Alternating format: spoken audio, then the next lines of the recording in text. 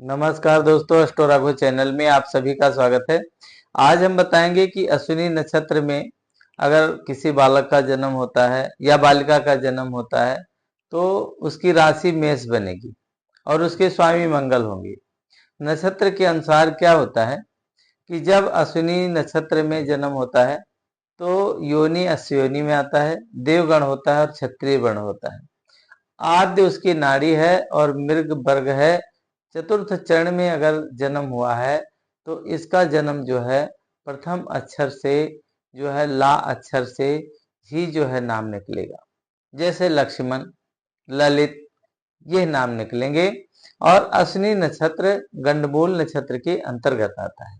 इसीलिए क्या करना है कि जब भी किसी बालक का बालिका का जन्म होता है तो उसको पंडित जी से पूछवाना होता है, पूछना होता है। पूछ करके क्या है कि आप उसके नक्षत्र के पाए को, उसके कुंडली के अंदर क्या दोष है, किसकी हमारे को पूजा करानी चाहिए, उसकी जानकारी हम प्राप्त कर सकते हैं। अब इसी नक्षत्र को ले लेते हैं। जैसे अश्विनी नक्षत्र है, चतुर्थ चरण में किसी का जन्म हुआ है बालक का, तो ये क्या है कि मूल के अंतर्गत ये नक्षत्र आता है। तो इसका क्या है कि मूल शांति कराना सबसे श्रेष्ठ रहता है। इसके लिए कम से कम 28,000 जाप कराया जाता है और उसके बाद में शांति वाले दिन, जिस दिन मूल शांति होगी, मंत्रों का दशांश हवन करना चाहिए। इससे अशुभ फलों का नाश हो जाता है, शुभ फलों की वृद्धि होती है। और ये कार्य शास्त्र विधि से किसी योग आचार्य के द्वारा ही संपन्न कराना चाहिए। क्योंकि मूल शांति में अगर कमी रह जाती है तो जिंदगी भर जो है हमारे को पछताना पड़ता है। तो इसलिए क्या करना है कि मूल शांति अवश्य करें। अश्विनी चतुर्थ चरण में जन्म लेने वाले बालक का प्रकृति श्रृंगार प्रिय रहता है। आभूषणों से भी इसका जो है आकर्षण बनता है और इसकी कार्यशैली बच्चे की चतुराई बुद्धिमत्ता पूर्ण होती है, जिससे लोगों का ध्यान अपनी ओर आकर्षित करता है। देखने में अति रूपवान होता है, सौभाग्यशाली होता है, विद्या अध्ययन ज्ञान प्राप्त करने में बहुत ही सफल होता है, दिमाग बहुत ही चंचल होता है। आपके विनम्र या विनयशील हम कहें व्यवहार के कारण सभी लोग आपसे संतुष्ट एवं प्रसन्न रहेंगे। तो इस प्रकार से जो है क्या करना है कि आपने अपने जो है कामयाबी को शिखर तक ले जाना है। दूर दूर तक आपका कीर्ति और यश का विस्तार होगा और आपका जीवन सुख और आनंद पूर्वक व्यतीत होगा। तो क्या है कि साथ ही धन और सांसारिक वस्तुओं का भी आपको प्राप्ति होगी, अभाव नहीं रहेगा। और सत्य का पालन करने के लिए आप सदैव तत्पर रहेंगे। आरंभ से ही जो अश्विनी नक्षत्र में जन्मे हुए जातक होते हैं, इनके जो है मन में, अंतर मन में सेवा भाव विद्वान रहता है, इसलिए लोग इनका फायदा उठाते हैं। सभी सांसारिक भौतिक सुखों की आपको प्राप्ति होगी। आदर्श सुशील पत्नी, सद्गुणों से युक्त पुत्र का प्राप्ति होगी और आपके जो है कीर्ति निरंतर बढ़ती जाएगी। आप अपने दैनिक तथा अन्य कार्यों में अत्यंत व्यस्तता के कारण शरीर एवं खान पान का जो है ध्यान नहीं रख सकते हैं। तो इस प्रकार से क्या होगा कि आपके स्वास्थ्य पर फर्क पड़ता है। तो इसलिए आपने क्या करना है, अपने सेहत का ध्यान रखना है। परिश्रम के द्वारा अर्जित धन और वैभव से ख्याति आप प्राप्त करेंगे।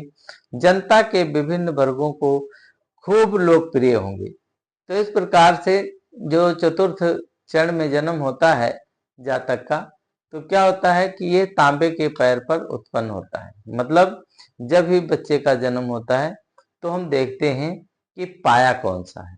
अब पाया जो है तांबे का भी होता है, चांदी का होता है, सोने का होता है, लोहे का होता है।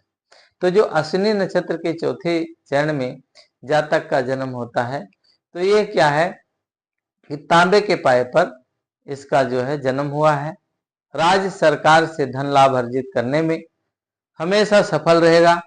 समाज में दूर दूर तक ख्याति प्राप्त करेगा। देखने में आपका सौंदर्य आकर्षक होगा।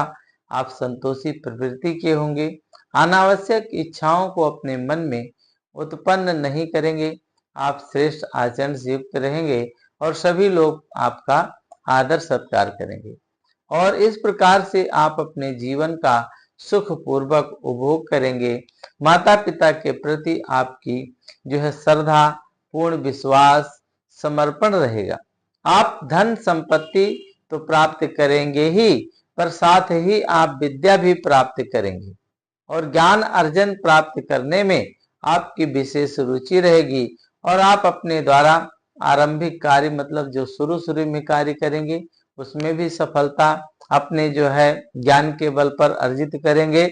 नाना प्रकार के वाहन भूमि युक्त रह करके प्रसन्न रहेंगे। धर्म के प्रति आपके मन में जो है विशेष श्रद्धा भाव रहेगा और आप एक पराक्रमी और पुरुष जो है बलवान पुरुष के रूप में आप रहेंगे। मतलब आपका धैर्य बहुत ही ऊपर रहेगा और आप परोपकार की भावना भी आपके मन में रहेगी, अंतर मन में रहेगी तथा सज्जन पुरुषों का आप नित्य आदर सम्मान करेंगे। इसके अलावा आप में दानशीलता भाव भी विद्यमान रहेगा। आपकी जन्म राशि में से अतः आप भोजन कम मात्रा में करने वाले होंगे और आप अपने माता पिता की श्रेष्ठ संतान कहलाएंगे। आपका भाई बहन के होने से आपका बड़प्पन बढ़ जाएगा। आपका वर्ण ताम वर्ण का है तो इस प्रकार से आप गौरववान होंगे और आंखें आपकी लाली लिए हुए गोलाकार होंगी। सिर पर आपके चोट घाव का निशान हो सकता है, कहीं चोट लग सकती है। नित्य भविष्य में आप गंजे भी हो सकते हैं। आपके हाथ पर कोमल कांति वाले होंगे। आप स्वभाव से ही जल से भयभीत रहेंगे। एक साहसी पुरुष होने के कारण आप जो है कठिन से कठिन परिस्थितियों का साहस पूर्वक आप मुकाबला कर सकेंगे।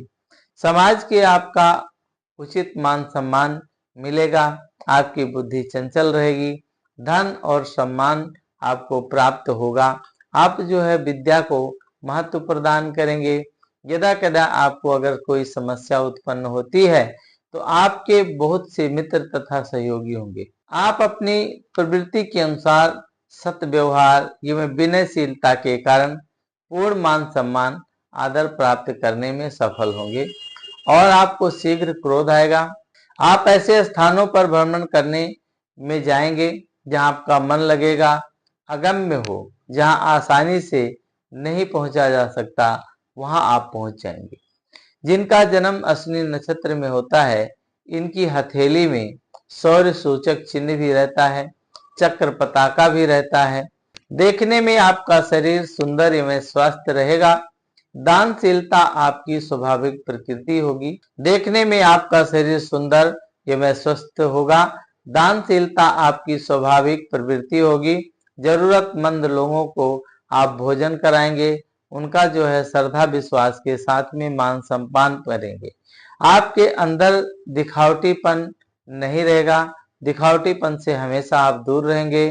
आप अल्प मात्रा में भोजन करने वाले होंगे। विद्वान योग गुणों से आप युक्त होंगे और श्रेष्ठ विद्वानों की श्रेणी में आपका सम्मान किया जाएगा। इस प्रकार से हमने जो है आपको अश्विनी नक्षत्र के चौथे चरण का फलादेश कुछ बताया है। अगर आप अपनी कुंडली के बारे में विशेष जानकारी चाहते हैं तो आप एस्ट्रो चैनल को सब्सक्राइब कर लीजिए। पूरा वीडियो देखने के लिए आप लोगों का बहुत बहुत धन्यवाद। जय श्री राम।